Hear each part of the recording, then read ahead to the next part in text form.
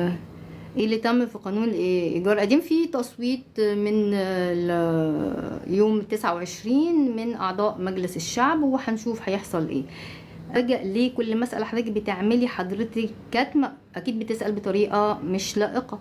هعمل لك كتم ليه؟ يعني انت بتتكلم بطريقة لائقة وانا هعمل لك كتم؟ التزم اللياقة ومش هعمل لك كتم. تامر عليكم السلام. أسامة هننزل بالملايين، الملاك شمتانين، يعني دول أمرهم على الله بقى. يا حضرتك مش عايزة ملاك، أنا مش عايزة الملاك ياخدوا حقهم، لا أنا عايزة المستأجرين لا يهانوا، لكن ملاك تاخد حقها، وانتوا هتاخدوا حقكم بعد الجيل الأول، لأن انتوا بعض منكم ظلمة، زي البعض اللي كاتب عقود 59 سنة ب100 جنيه وعايز يرجع فيها، زي اللي كان كاتب عقد مع الإيجار الجديد وب2000 أو 3000 جنيه، ولما دخلوا السودانيين والسوريين تهين المصري في بلده، تهين المصري، ودي جملة كبيرة جدا، ها، علشان الفلوس.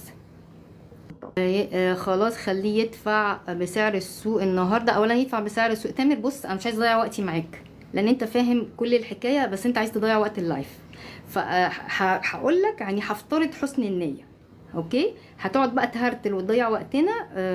انت عارف ان انت واخد خلو، وانت عارف ان المستاجر وضب الشقه ودفع فيها فلوس قد كده ودم قلبه، وباي صفه في عقار قديم قايل للسقوط حضرتك عايز قيمه السوقيه. لسه يا جماعه، لسه القانون لسه بدري. اظبط الشقه واغير مواسير واصلح كل حاجه في العماره، في الاخر يطردونا منها. ما هو ده اللي احنا بنتكلم فيه.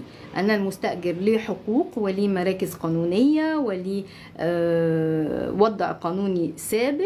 فاذا كانت الحكومه هتضرب بعرض الحائط حكم الدستوريه في 2002، من حق المواطن يتعامل بالمثل، والاجيال بدل ما كانت الاجيال اللي هو الجيل الثاني والثالث والرابع والخامس كان لهم حقوق في شقق والحكومه خدتهم وخرجتهم منها بحكم المحكمه الدستوريه، لا يرجعوا يطالبوا بيها بقى اذا كانت الحكومه ضربت بعرض الحائط حكم الدستوريه في 2002.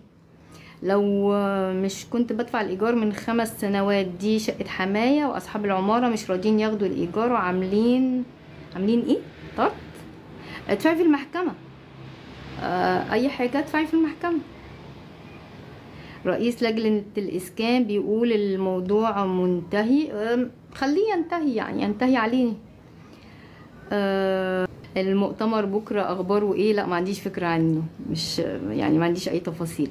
لو قلنا الملاك اننا دفعنا خلوات وبيقولوا ما انتوا سكنتوا بيهم، لا ما فيش حد بيسكن بالمبلغ ده، يعني بالمبالغ دي، والتشطيبات ما هي مستمره. يعني السيراميك ما هو ما دبش، والمواسير ما دبتش، والحيطان ما دبتش، يبقى ايه سكنتي بيهم؟ يعني هي اكله؟ هي غدوه؟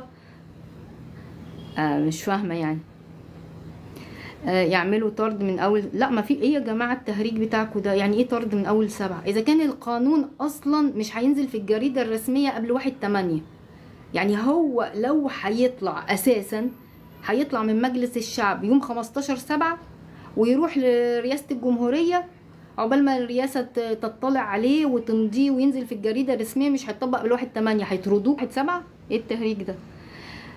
ينفع نعمل طعن ولا هيبقى في طبعا تعملوا طعن في اسمها عاقبة تنفيذ في المحكمة الدستورية. هو كفاية واحد بس يعملها، سواء تجاري وسكني، هيؤدي الغرض لكل الناس كلها مرعوبة من يوم 9. لا ولا مرعوبة ليه؟ ده انتوا الناس الرئيسيين، مصدر الرئيسي للسلطات، انتوا اللي تترعبوا، انتوا اللي ترعبوهم. انا واخد الشقه من 2004، هبقى نظامي ايه؟ والعقد امتداد من المؤجر السابق.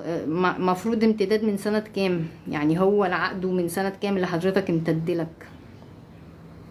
في حزب الكرامه يا هيثم ما عنديش تفاصيل عنه. طب مين اللي عامله؟ يعني الدعوات شكلها ايه؟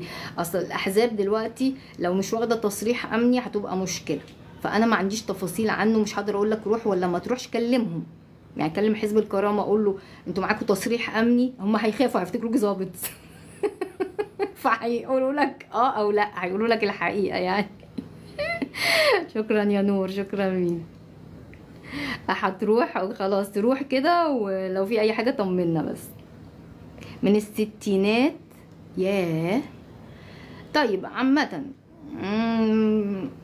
شوف انت 2004 يعني العقد بتاعك ده قدام القانون اسمه عقد سوري، لان انت مفروض عقدك 2004 فيطبق عليك القانون الجديد المدني، يعني اللي هو 59 سنة.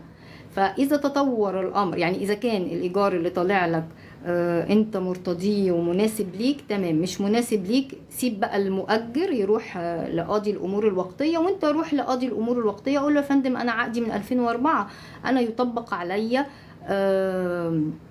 القانون المدني. ف يعني يا اما هيحولكوا انتوا الاتنين محكمه مدنيه، يا اما هيبت في امرك ويقولك بالظبط تعمل ايه. مجلس الشعب اخره 30/6. لا لا لا مش 30/6 ولا حاجه، دي الاشاعه اللي بيطلعوها، لا لسه. مصر بلد الامن والامان لكل الوافدين اليها الا ابنائها مش حاسين بالامان. دي مشكله جامده جدا، دي حاجه مزعجه وجامده جدا. معلش المفروض ادفع من اول الشهر ايه بالظبط؟ ما هو ما فيش قانون يا جماعه، انتوا ليه مستعجلين على الطلاق؟ مش فاهمه بجد انا مش فاهمه. ما فيش قانون طلع، عايز تدفع ايه؟ هتدفع ايجارك القديم، ما فيش قانون. انا مش فاهماكم بصراحه. هندفع ايه من اول 7؟ بصوا طول ما بتخشوا عند هناك فانتوا كده خلاص مش هتعرفوا تصدقوا اي حد. ما فيش قانون طلع، عايز تدفع ايه؟ هتدفع ايجارك العادي اللي بتدفعه طول عمرك. فهو ده اللي هيدفع يعني. السلام عليكم. بالنسبه للحفيد يبقى حفيد البنت ولا حفيد بالنسبه للتجار؟ لا مهم، مش مهم حفيد البنت او الابن، المهم يبقى حفيد ويكون بيمارس نفس المهنه. يعني مثلا انت واخد ورشة خياطة يبقى الحفيد بيمارس نفس الخياطة، حضرتك واخد ورشة فاتح محل عجل يبقى الحفيد بيمارس نفس المهنة، ما يغيرش النشاط.